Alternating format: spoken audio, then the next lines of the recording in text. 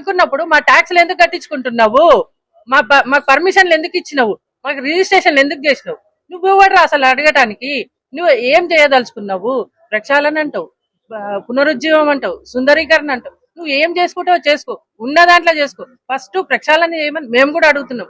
ఇంకొకటి, మేము ఈ ప్రక్షాళనకి దేనికి కూడా మేము వ్యతిరేకం కాదు, ప్రభుత్వానికి కూడా మేము వ్యతిరేకం కాదు. మేము ఒకటే అడుగుతున్నాము, మా ఇండ్ల జోలికి రావద్దు. మా ఇండ్ల జోలికి వచ్చే అవకాశం గాని మీకు ఆ హక్కు గాని లేదు. ఈ రోజున లేదు.